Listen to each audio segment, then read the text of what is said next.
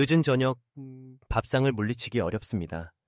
하루 종일 몸과 마음이 지친 뒤라 따뜻한 밥 한 공기와 김치찌개 국물이 주는 위안은 이루 말할 수 없지요. 하지만 식탁에 앉아 숟가락을 들고 나서 얼마 지나지 않아 당신의 몸 안에서는 조용히 놀라운 일이 벌어집니다. 혈당이 순식간에 올라가고 그 수치는 잠든 동안에도 계속 출렁거립니다. 겉으로는 아무렇지 않아 보여도 혈관벽은 매번 큰 파도를 맞는 것처럼 흔들리며 점점 약해지고 있습니다. 많은 분이 이렇게 말합니다. 나는 단 음식도 잘 안 먹는데 왜 혈당이 높을까? 놀랍게도 밥 한 공기만으로도 밤 시간대 혈당이 급상승할 수 있습니다. 그리고 이것이 바로 대부분의 60세 이상 어르신들이 놓치고 있는 부분입니다. 특히 밤에 올라간 혈당은 낮보다 오래 지속되어 아침 공복 혈당을 높이는 주요 원인이 됩니다. 이 때문에 아침에 병원에서 공복 혈당 검사를 하면 전날 저녁의 식사가 고스란히 반영되는 것이지요. 이 영상이 도움이 되셨다면 구독과 좋아요 눌러주세요. 작은 실천이 건강을 바꿀 수 있습니다. 저녁 혈당이 중요한 이유는 단순히 수치 때문이 아닙니다. 밤에 혈당이 높게 유지되면 인슐린이 계속 분비되어 췌장이 과로하게 됩니다. 그리고 혈당이 오르내리는 불안정한 곡선은 뇌와 신경에도 영향을 줍니다. 실제로 당뇨 환자의 뇌 MRI를 보면 혈당이 급격히 변동하는 환자에서 기억력 저하와 관련된 변화가 더 두드러지게 나타난다고 보고된 바 있습니다. 아직 연구자들 사이에서도 혈당 변동성과 치매 위험의 직접적 관계에 대해서는 의견이 분분하지만 분명한 사실은 혈당의 출렁임이 전신 건강에 부담을 준다는 것입니다. 여기서 중요한 점은 저녁 혈당이 단순히 식사 때문만은 아니라는 사실입니다. 같은 밥 한 공기를 먹어도 어떤 이는 혈당이 크게 오르고 어떤 이는 상대적으로 안정적입니다. 그 차이는 나이, 근육량, 저녁 활동량, 수면 상태에 따라 크게 달라집니다. 예를 들어 같은 65세 남성 두 분이 저녁에 국수 한 그릇을 드셨다고 가정해봅시다. 한 분은 식사 후 바로 소파에 누워 TV를 보시고 다른 한 분은 가볍게 아파트 단지를 15분 걸으셨습니다. 두 분의 혈당 곡선은 전혀 다르게 움직입니다. 전자는 혈당이 가파르게 올라 새벽까지 유지되지만 후자는 1시간 내 안정권에 들어갑니다. 또 하나 놀라운 사실은 저녁 식사 시간이 늦을수록 혈당이 훨씬 더 높아진다는 것입니다. 나이가 들면 생체 리듬이 바뀌고 인슐린 분비가 원활하지 않아 밤 시간대 혈당 조절이 특히 어렵습니다. 한국인의 생활 패턴은 저녁 늦게 가족과 함께 밥상에 둘러앉거나 친구들과 식당에서 만나는 경우가 많습니다. 이런 문화적 배경이 오히려 고혈당 위험을 키우는 셈이지요. 저녁 혈당의 위험성을 제대로 알게 되면 이제부터 무엇을 먹을까 보다 언제 어떻게 먹을까가 더 중요한 질문으로 다가옵니다. 오늘부터는 저녁 식사 한 번이 단순한 배 채움이 아니라 내일 아침 혈당과 장기적인 건강을 좌우한다는 사실을 기억하시면 좋겠습니다. 밥상 위에 놓인 흰 쌀밥 한 공기. 한국인이라면 누구나 익숙한 풍경이지요. 하지만 나이가 들수록 이 한 공기가 당신 몸속에서 얼마나 다른 반응을 불러일으키는지 아십니까? 같은 밥 한 공기라도 저녁에 먹는 순간 혈당 곡선은 낮과 전혀 다르게 움직입니다. 쌀밥은 대표적인 고탄수화물 식품입니다. 밥 한 공기는 약 7,180개의 탄수화물을 담고 있으며 이는 혈당 지수를 빠르게 끌어올리는 주요 원인입니다. 낮 시간에는 활동량이 많아 근육이 포도당을 흡수해 에너지로 쓰지만 저녁에는 움직임이 줄어들어 대부분이 혈액 속에 머뭅니다. 그래서 저녁의 쌀밥은 단순히 배를 채우는 것이 아니라 혈관 속 당분을 넘치게 하는 씨앗이 되곤 합니다.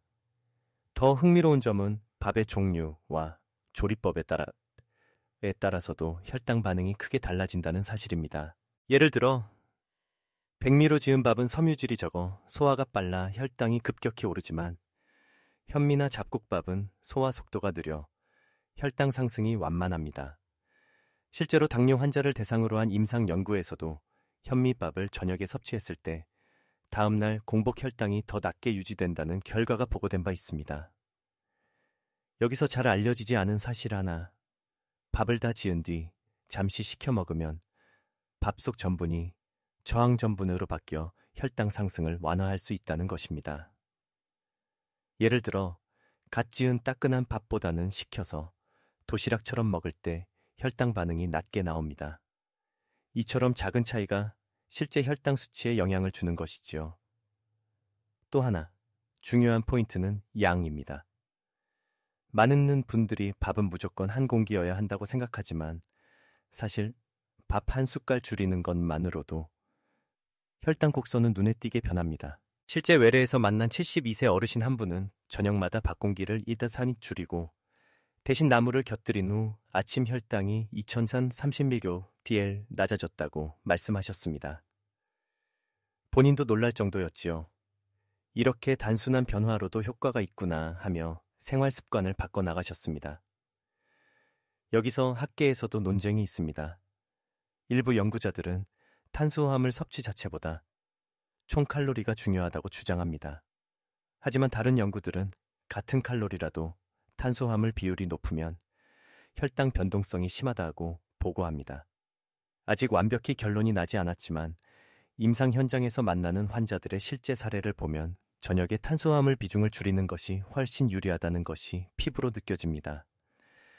정서적으로도 밥은 한국인에게 단순한 음식이 아닙니다. 밥 먹었니? 라는 인사는 곧 안부 인사이자 사랑의 표현이니까요.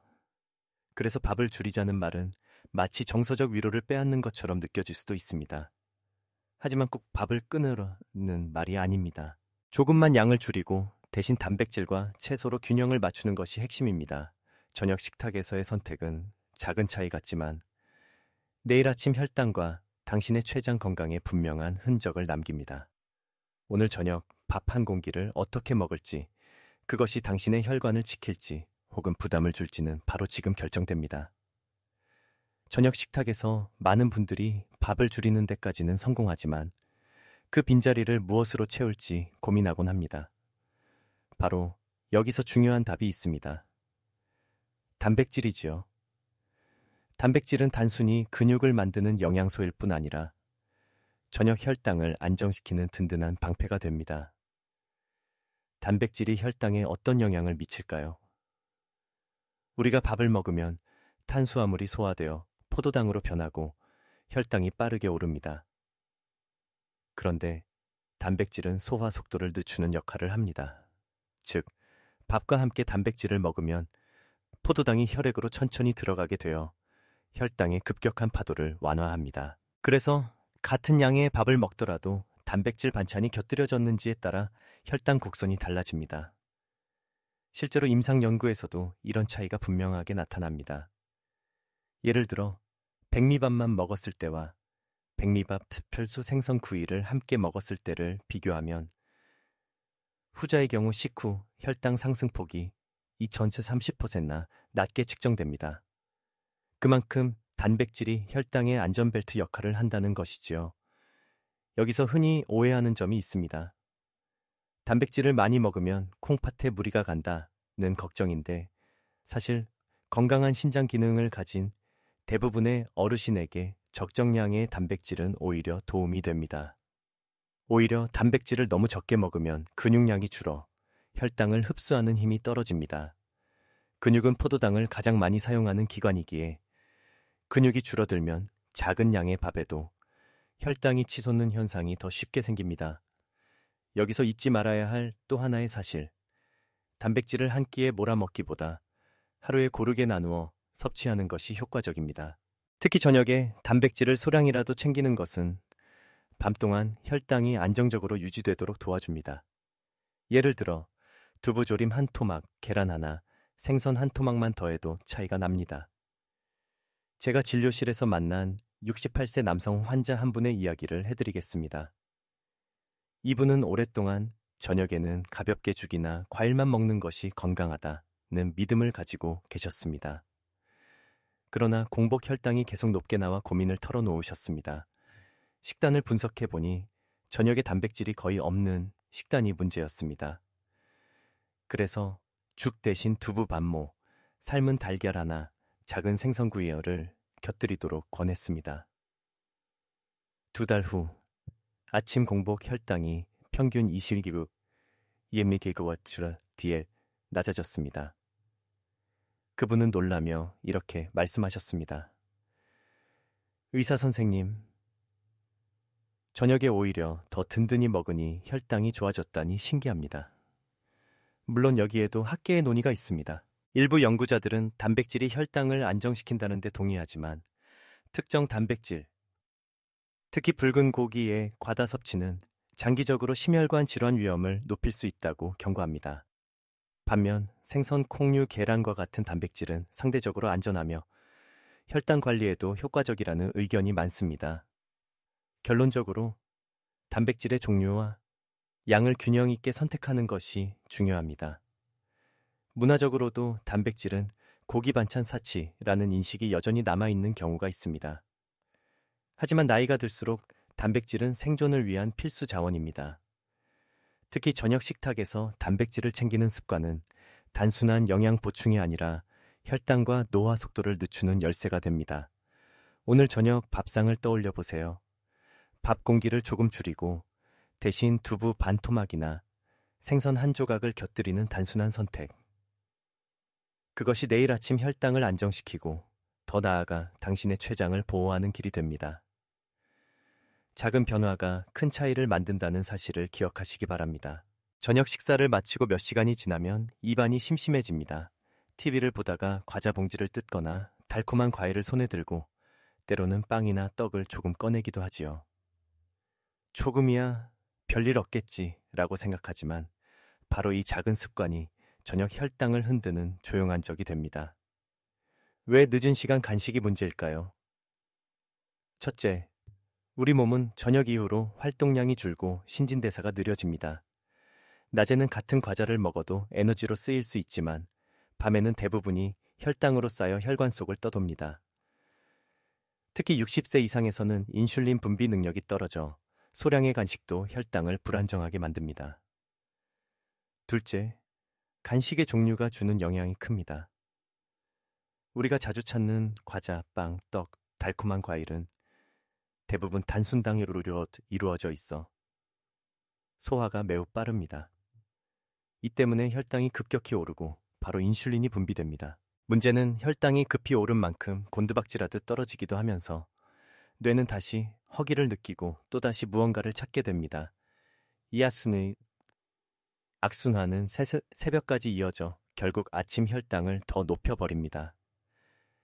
셋째, 간식은 대개 무심코 먹는다는 특징이 있습니다. 가족과 이야기하며 드라마 보며 혹은 혼자 외로움을 달래며 무심히 집어먹지요. 그래서 양을 인식하지 못하고 어느새 한 봉지를 다 비우고 나기도 합니다. 실제로 외래에서 만난 한 70대 환자분은 저녁에는 밥을 조금 먹었는데 왜 혈당이 높을까요? 라며 걱정하셨습니다. 기록지를 확인해 보니 밤마다 귤을 오자리 적게 드셨던 것이 원인이었습니다. 그분은 과일은 건강식품 아니에요? 라고 되묻기도 하셨습니다. 맞습니다. 과일은 분명 건강에 좋은 영양소가 많습니다. 하지만 늦은 밤 과도한 양은 혈당 폭탄이 될 수 있습니다. 여기서 흥미로운 연구가 있습니다. 일부 학자들은 저녁에 소량의 견과류나 단백질 간식은 오히려 혈당 변동을 줄이고 숙면에 도움이 된다고 말합니다. 반면 단순당 위주의 간식은 혈당을 불안정하게 만들어 수면의 질까지 해친다고 보고합니다. 즉, 늦은 밤 간식을 완전히 금지하기보다 어떤 간식을 선택하느냐가 핵심이라는 것입니다. 또 하나 중요한 사실은 간식과 수면의 연결입니다. 혈당이 급격히 오르내리면 뇌가 안정된 호르몬을 만들기 어렵습니다. 그래서 늦은 밤 간식은 단순히 혈당만 문제되는 게 아니라 숙면을 방해하고 다음날 피로감을 더 크게 만듭니다.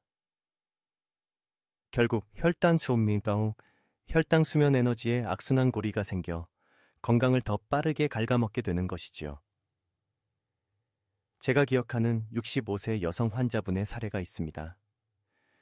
매일 저녁 TV를 보면서 과자를 조금씩 드셨는데 조금이니까 괜찮을 것이라 생각하셨습니다. 그런데 연속 혈당 측정기를 달아보니 밤 10시 간식 후 혈당이 치솟아 새벽 2시 3시까지 높게 유지되는 패턴이 나타났습니다. 이후 간식을 견과류 한 줌으로 바꾸자 혈당 곡선이 훨씬 부드럽게 변했습니다. 본인도 밤새 뒤척이지 않고 푹 자니 아침이 달라졌다. 고 말씀하시더군요. 문화적으로 한국 사회에서 저녁 간식은 함께 나누는 정이기도 합니다.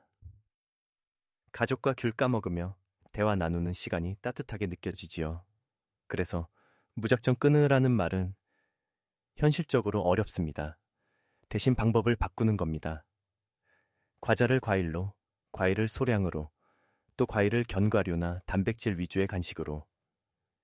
작은 조정이지만 그 차이는 생각보다 크게 다가옵니다. 이제부터는 밤 9시 이후의 습관을 한번 돌아보시기 바랍니다.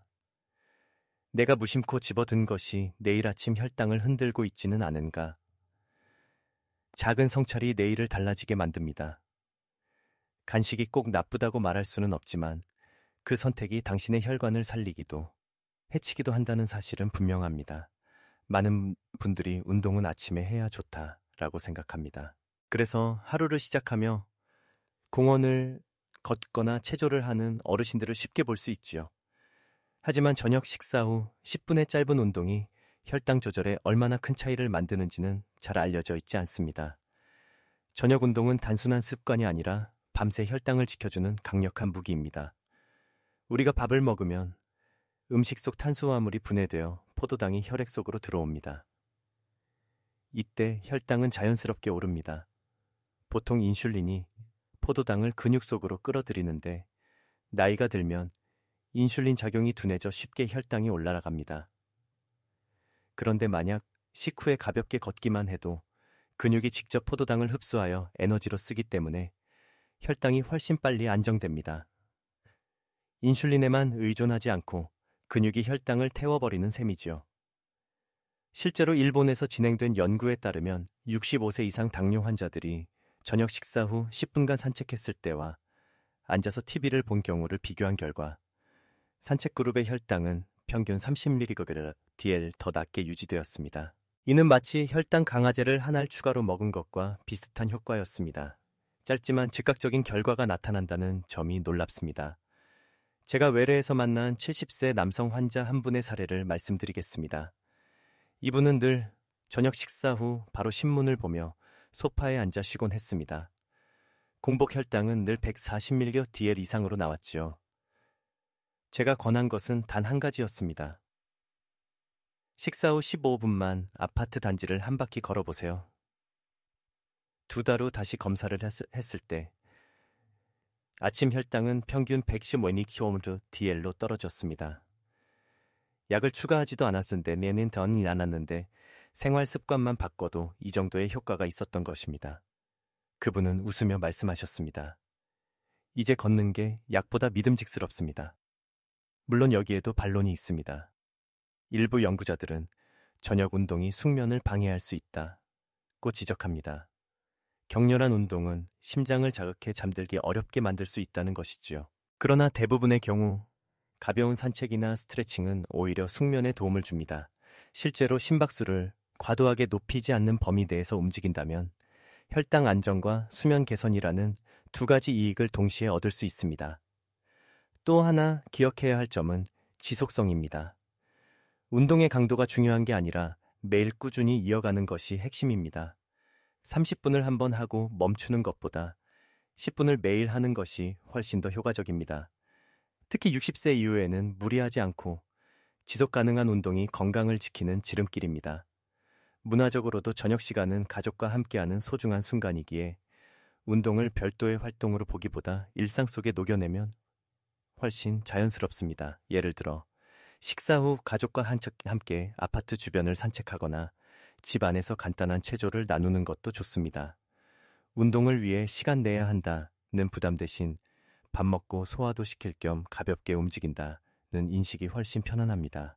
오늘 저녁을 떠올려 보십시오. 식탁을 마치고 바로 소파로 향하는 대신 현관문을 나서 10분만 걸어보는 것입니다. 그 짧은 걸음이 내일 아침 혈당을 달라지게 하고 당신의 췌장을 보호하는 힘이 됩니다. 무심코 지나친 10분이 사실은 약보다 강력한 처방이 될 수 있다는 사실. 오늘부터 직접 경험해 보시기 바랍니다. 많은 분들이 혈당을 이야기할 때는 식사와 운동만 떠올립니다. 그러나 우리가 간과하는 또 하나의 중요한 요소가 있습니다. 바로 수면입니다. 잠을 어떻게 자느냐에 따라 혈당이 오르내리는 패턴이 달라지고 심지어 당뇨의 진행 속도에도 영향을 미칩니다. 우리가 깊은 잠에 빠지면 몸은 회복 모드에 들어갑니다.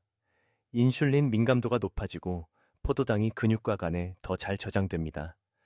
그러나 반대로 잠이 얕고 자주 깨는 밤을 보내면 몸은 스트레스 호르몬인 코르티솔을 더 많이 분비합니다. 코르티솔은 혈당을 올리는 작용을 하기 때문에 아무것도 먹지 않았는데도 새벽 혈당이 높아지는 현상이 나타납니다. 실제로 당뇨 환자를 대상으로 한 연구에서 6시간 이하의 수면을 지속적으로 취한 그룹은 7시간 이상 잔 그룹보다 공복 혈당이 평균 션데이머미임 리기 기에고모 DL 더 높게 나타났습니다. 단순히 하루의 피로감이 아니라 수면 부족이 혈당 조절 능력 자체를 떨어뜨린다는 것이지요. 저는 외래에서 이런 환자분들을 자주 만납니다. 한 67세 남성은 약을 꼬박 챙겨 먹어도 아침 혈당이 늘 높았습니다. 식단도 나쁘지 않았고 저녁 산책도 꾸준히 하셨지요. 그런데 이야기를 들어보니 잠이 문제였습니다. 밤마다 2,000여 번 깨서 화장실에 다녀오고 다시 잠드는데 한참이 걸렸던 겁니다. 그분에게는 수면 위생을 개선하는 것이 핵심 치료가 되었습니다. 잠들기 전 TV를 끄고 스마트폰을 멀리하고 가벼운 호흡 운동을 하도록 지도했습니다. 한 달 뒤 아침 혈당이 눈에 띄게 안정되었습니다. 수면과 혈당의 관계에는 여전히 논쟁이 있습니다. 어떤 학자는 수면 부족이 혈당을 높인다는 입장이지만 다른 학자들은 수면 패턴 자체보다 수면 중 호흡 문제나 수면 무호흡증이 더 큰 원인이라고 주장합니다. 사실 두 가지 모두 맞습니다. 수면 무호흡증은 혈액의 산소 공급을 줄이고 그 자체로 인슐린 저항성을 악화시킵니다. 특히 코를 크게 고는 분들 중에 아침 혈당이 잘 안 떨어지는 경우가 많은데 바로 이 때문입니다. 문화적으로 한국 사회에서는 잠은 줄여도 된다. 열심히 사는 게 중요하다는 말이 오래도록 미덕처럼 여겨졌습니다. 그러나 60세 이후에는 이야기가 달라집니다. 잠을 줄이는 것이 성실의 상징이 아니라 건강을 갉아먹는 독이 될 수 있습니다.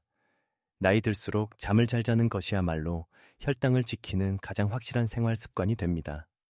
또 하나의 작은 팁을 드리자면 저녁 식사와 수면 사이의 간격을 3시간 이상 두는 것이 좋습니다. 식사 직후 눕게 되면 소화가 원활하지 않고 혈당이 높게 유지된 채로 밤을 보내게 됩니다. 반대로 식사 후 가볍게 걷고 충분히 시간을 두면 혈당이 안정된 상태에서 수면에 들어갈 수 있어 아침 혈당도 달라집니다. 제가 아끼는 한 문장이 있습니다. 잠은 최고의 약이다. 약으로도 다스리기 어려운 혈당이 숙면 한 번으로 놀라울 만큼 좋아지는 경우를 여러 번 보았습니다. 당신이 매일 잠드는 방식이 바로 내일 아침 혈당의 방향을 정한다는 사실을 기억하시기 바랍니다. 오늘 밤 불 꺼진 방 안에서 편안히 눈을 감으며 생각해 보세요. 지금 내가 자는 이 시간이 단순한 휴식이 아니라 내 혈관을 치유하고 췌장을 회복시키는 과정이라는 것을. 깊고 충분한 수면은 단순히 피로를 풀어주는 게 아니라 당신의 혈당을 안정시키는 숨은 열쇠입니다. 저녁 식탁에서 빠지기 어려운 것이 있습니다. 바로 술 한 잔이지요. 많은 분들이 이렇게 말씀하십니다. 저녁에 소주 한두 잔 건강에 나쁘지 않겠지. 술은 피로를 풀어주고 혈액순환에도 좋다잖아. 하지만 이 믿음 속에는 위험한 착각이 숨어 있습니다. 특히 혈당 관리에 있어 술은 양날의 검과 같습니다. 먼저, 술을 마시면 혈당이 순간적으로 떨어지는 효과가 있습니다. 알코올이 간의 포도당 생산을 억제하기 때문이지요. 그래서 술을 마신 직후 혈당을 재면 오히려 낮게 나오는 경우가 많습니다. 여기서 착각이 시작됩니다. 내 혈당이 술을 마시면 내려가네? 오히려 좋은 거 아냐? 라고 생각하기 쉽습니다. 그러나 문제는 그 다음입니다.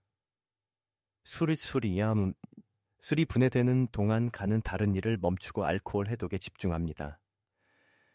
그 결과 밤이 깊어질수록 간이 포도당을 내보내는 능력이 떨어지고 새벽에는 혈당이 급격히 요동칩니다.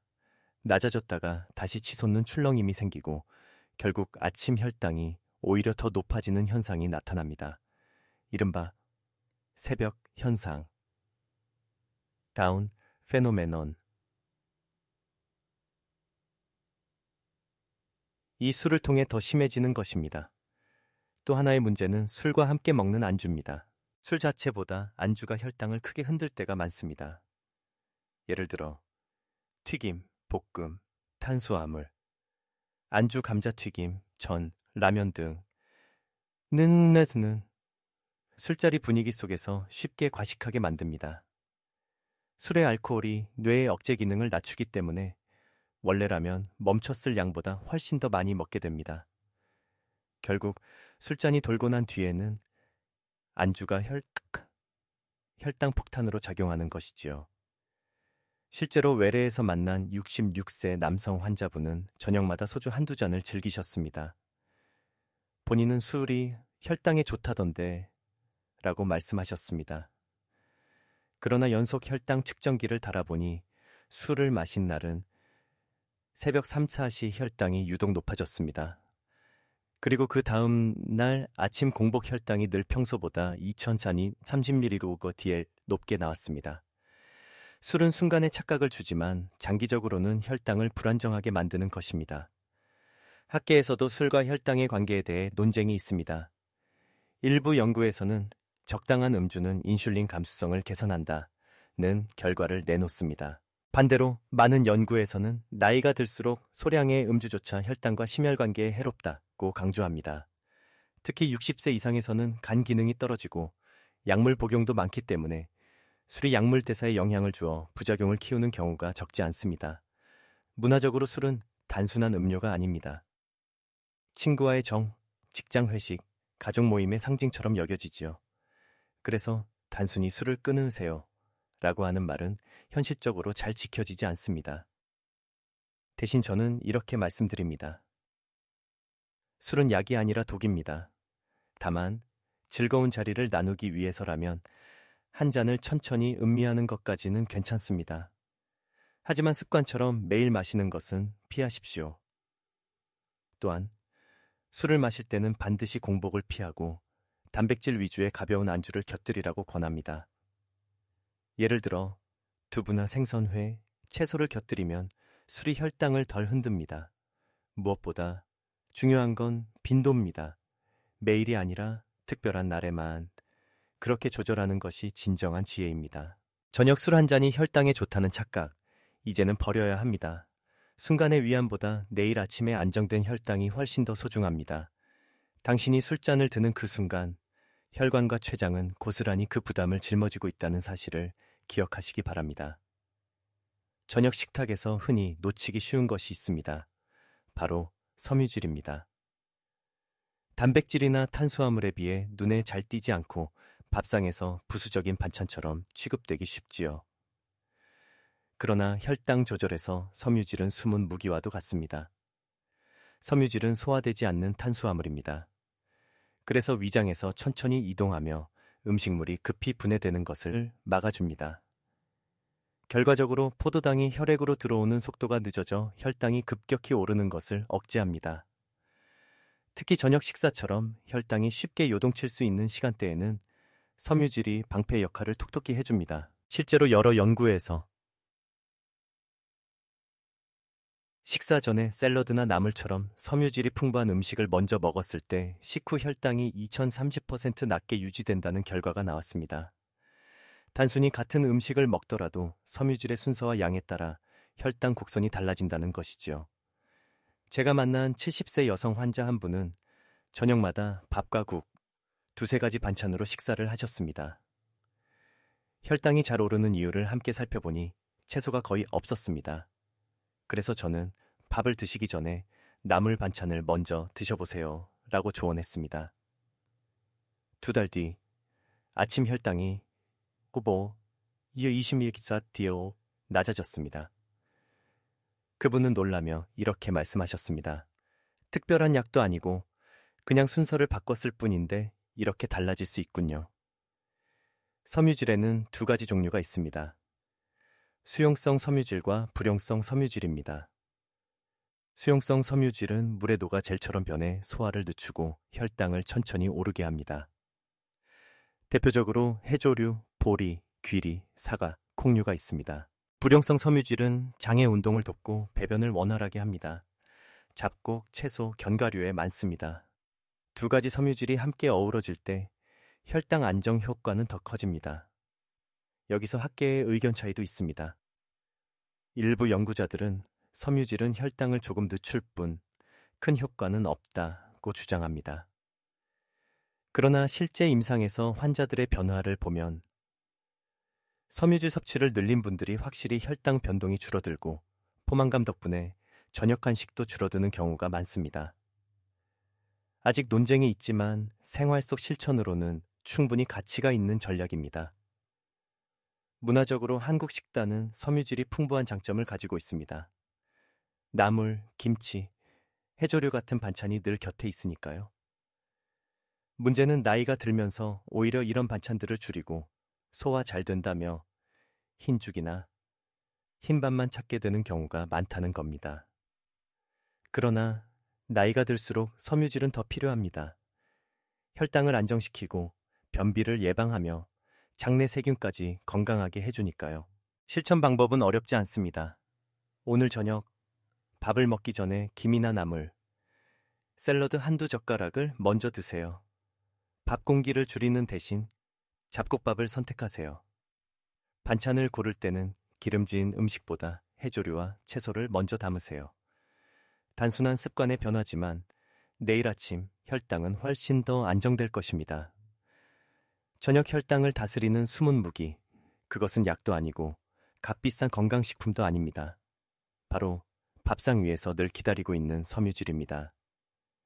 오늘 저녁 1젓가락의 채소가 내일의 혈관을 지켜줄 수 있다는 사실을 기억하시기 바랍니다. 우리가 매일 마주하는 저녁 식탁에는 단순한 음식 이상의 의미가 담겨 있습니다. 한국인의 저녁 문화는 오랜 세월 가족과 공동체를 잇는 끈이 되어 왔습니다. 그러나 이 익숙하고 따뜻한 문화가 때로는 혈당 조절에 큰 함정이 되기도 합니다. 먼저 늦은 저녁 식사입니다. 한국에서는 직장 퇴근 시간이 늦고 가족들이 모이는 시간이 자연스레 저녁 8시, 9시를 넘기는 경우가 많습니다. 심지어 회식이나 모임은 10시가 되어야 본격적으로 시작되기도 하지요. 하지만 이 시간은 우리 몸의 생체 리듬이 이미 휴식 모드로 들어가는 시점입니다.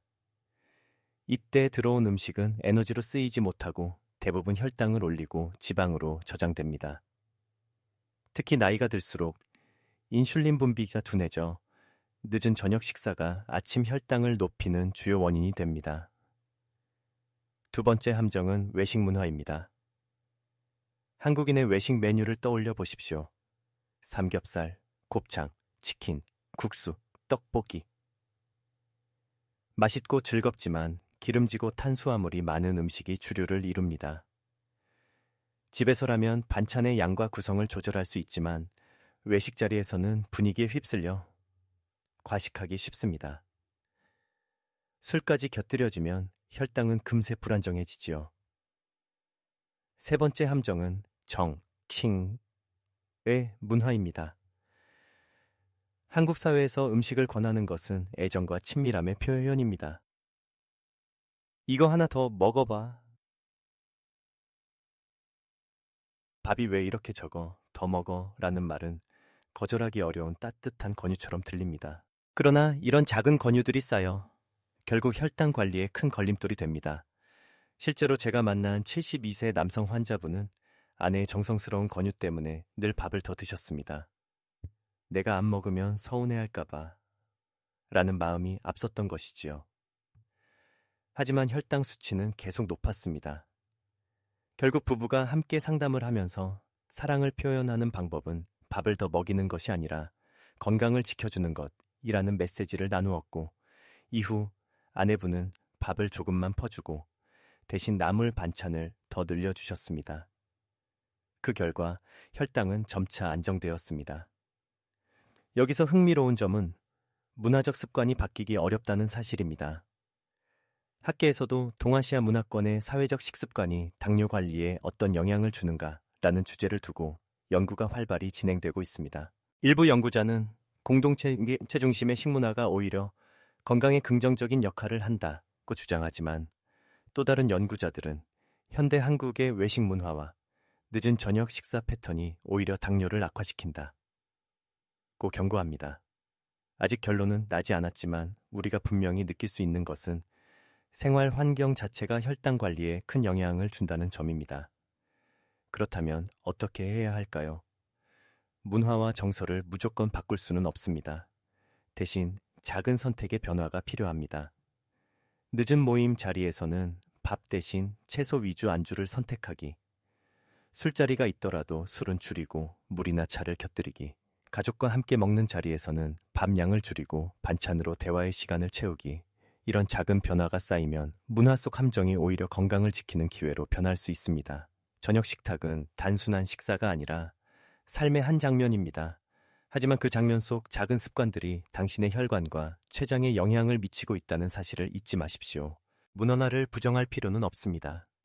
다만 문화를 지혜롭게 받아들이고 내 몸을 지킬 방법을 찾는 것이 중요합니다. 결국 건강하게 오래 살아야 사랑하는 사람들과 더 많은 식탁을 함께 할 수 있으니까요. 요즘 건강 프로그램이나 잡지에서 자주 등장하는 단어가 있습니다. 바로 간헐적 단식입니다. 특히 저녁을 굶으면 혈당이 내려간다는 말이 돌면서 많은 어르신들이 관심을 갖고 있습니다. 실제로 외래 진료실에서도 선생님, 저녁을 아예 안 먹는 게 낫습니까? 라는 질문을 자주 듣습니다. 먼저 긍정적인 측면을 살펴봅시다. 저녁을 거르면 밤 동안 인슐린 분비가 줄어 췌장이 쉬게 됩니다. 또 포도당이 소비되지 않고 남아도는 상황이 줄어들어 공복 혈당이 낮아지는 효과가 있다는 연구 결과도 있습니다. 특히 60세 이상 당뇨 전 단계 환자에게서 저녁 단식이 아침 혈당을 낮추고 체중 조절에도 도움이 되었다는 보고가 있습니다. 하지만 반대되는 의견도 있습니다. 저녁 단식은 장기적으로 영양 불균형을 초래할 수 있고 오히려 혈당 변동폭을 더 크게 만든다는 연구도 있습니다. 특히 근육량이 적은 노년층에서는 저녁을 굶을 경우 단백질 섭취가 부족해져 근손실이 빨라질 수 있습니다. 근육이 줄면 혈당을 잡아줄 수 있는 힘이 약해지므로 단기적으로는 혈당이 좋아 보이더라도 장기적으로는 오히려 더 나빠질 수 있다는 우려가 있습니다.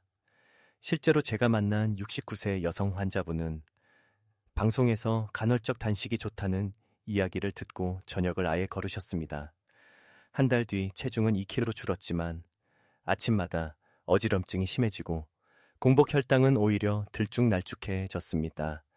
다시 저녁에 가벼운 단백질과 채소 위주의 식사를 하도록 바꾸자 혈당이 훨씬 안정되었고 어지럼증도 사라졌습니다. 학계의 논쟁은 아직 끝나지 않았습니다. 일부 학자들은 저녁 단식은 노화된 췌장을 쉬게 하는 효과가 있다고 말하지만, 또 다른 학자들은 저녁 단식이 노년층의 영양 부족을 불러와 오히려 건강을 해칠 수 있다고 경고합니다. 결국 결론은 한 가지로 모아집니다. 개인의 상태와 상황에 따라 다르다는 것입니다. 문화적으로도 저녁 식사는 가족이 모이는 중요한 시간입니다. 그래서 저녁을 아예 건너뛰는 것은 정서적으로도 쉽지 않습니다. 대신 저는 이런 방법을 권합니다. 저녁 식사 시간을 앞당기기, 9시 이후가 아닌 6회 7시의 식사, 양을 절반으로 줄이고 단백질과 채소 위주로 구성하기, 밥 대신 나물, 해조류, 두부를 활용해 가볍게 먹기. 이렇게 하면 굳이 저녁 크게 아닌데 저녁 단식이라는 극단적인 방법을 쓰지 않아도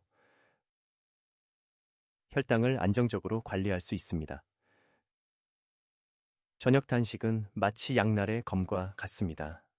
어떤 분에게는 도움이 되지만 어떤 분에게는 해가 될 수 있습니다. 중요한 건 유행을 따라가는 것이 아니라 내 몸의 상태와 생활 습관을 고려해 맞는 방법을 찾는 것입니다. 저녁 단식이라는 화려한 단어에 마음이 흔들릴 필요는 없습니다. 오히려 내 식탁 위에 조금 더 현명한 선택을 올리는 것이 훨씬 더 안전하고 지속 가능한 길입니다.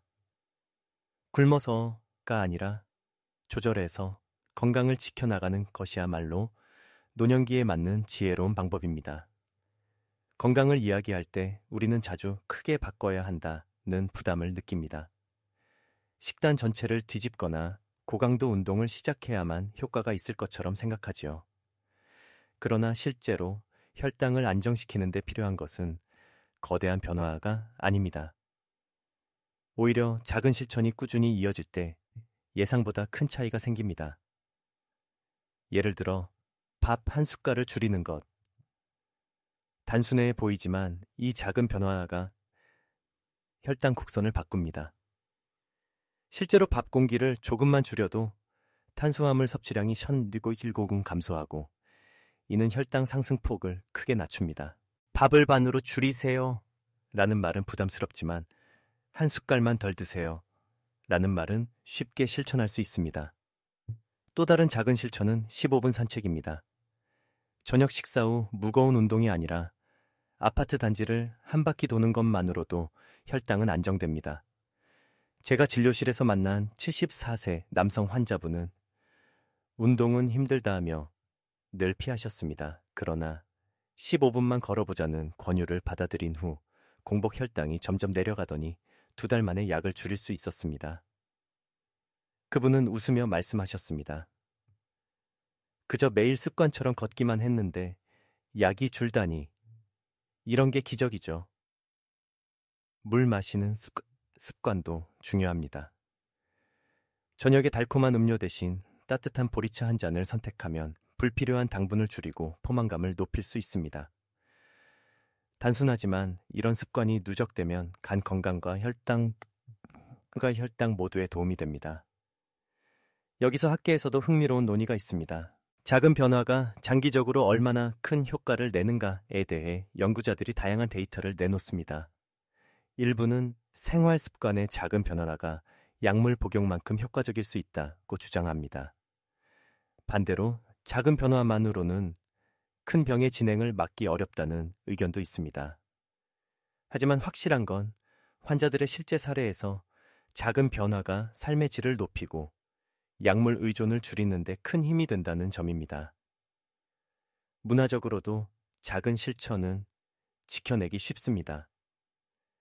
예를 들어 친구와 만나 식사를 할 때 밥을 반만 먹겠다고 하면 어색할 수 있습니다. 그러나 밥 한 숟갈 덜 먹고 대신 반찬을 하나 더 집는 건 자연스럽습니다. 가족과 함께 있을 때도 큰 변화를 강요하기보다는 사소한 선택을 바꾸는 것이 갈등 없이 이어가기 좋습니다. 저는 종종 환자들에게 이렇게 말합니다. 혈당은 거대한 개혁이 아니라 작은 습관이 모여 만든 작품입니다. 그렇습니다. 오늘 한 숟갈 덜 먹고 10분 걸으며 달콤한 음료 대신 따뜻한 물을 마시는 것, 이 모든 것이 쌓여 내일의 혈관과 췌장을 지켜줍니다. 여러분의 삶을 돌아보세요. 혹시 거창한 목표 때문에 시작조차 미루고 있지는 않습니까? 오늘 저녁부터는 단 하나의 작은 실천만 정해보시기 바랍니다. 그 작은 발걸음이 쌓이면 6개월 후에 혈당 수치는 분명히 달라져 있을 것입니다. 하루가 저물고 저녁 시간이 다가오면 우리는 자연스럽게 식탁에 앉습니다. 그 시간이야말로 오늘 하루를 마무리하는 의식이자 내일을 준비하는 출발점입니다. 그리고 그 작은 순간의 선택이 아침 혈당을 바꾸고 앞으로의 건강을 달라지게 합니다. 지금까지 말씀드린 것처럼 저녁 혈당을 관리하는 비밀은 거창하지 않습니다. 밥 한 숟갈 덜 먹고 채소를 먼저 집고 단백질을 꼭 챙기며 식사 후 10분만 걸어주는 것, 늦은 간식을 피하고 술 한 잔의 착각에서 벗어나며 잠자리에 들기 전 마음을 차분히 가라앉히는 것, 모두가 작지만 꾸준히 이어갈 수 있는 행동들입니다. 제가 수십 년간 진료실에서 지켜본 어르신들의 공통점은 이렇습니다. 작은 습관 하나를 꾸준히 지켜낸 분들은 1년 뒤 전혀 다른 삶을 맞이하셨습니다. 아침 혈당이 내려가니 몸이 가볍다. 밤에 푹 자고 나니 머리가 맑다. 무릎이 덜 아프니 걷는 게 즐겁다는 말씀을 들을 때마다 저는 의사로서 가장 큰 기쁨을 느꼈습니다. 물론 완벽할 필요는 없습니다. 때로는 간식도 먹고 술자리에 앉을 때도 있겠지요. 그러나 중요한 것은 그날의 작은 실수를 탓하지 않고 다시 내일을 준비하는 것입니다. 저녁 루틴은 강한 의지가 아니라 따뜻한 습관으로 쌓아가는 것입니다. 지금 이 순간, 오늘 저녁을 떠올려 보십시오. 밥상 앞에 앉아 어떤 선택을 하실 건지요. 그 선택이 바로 내일의 혈당을 그리고 내년의 건강을 바꾸는 첫걸음이 될 것입니다. 따뜻한 불빛 아래에서 가족과 함께 나누는 저녁이 당신의 건강을 지켜주는 시간이 되길 바랍니다. 작은 실천이 모여 큰 변화를 만든다는 사실을 이제 몸으로 직접 느껴보시길 바랍니다. 지금 시작하시면 내년 이맘때는 전혀 다른 삶이 펼쳐질 수 있습니다. 오늘이 그 첫걸음입니다.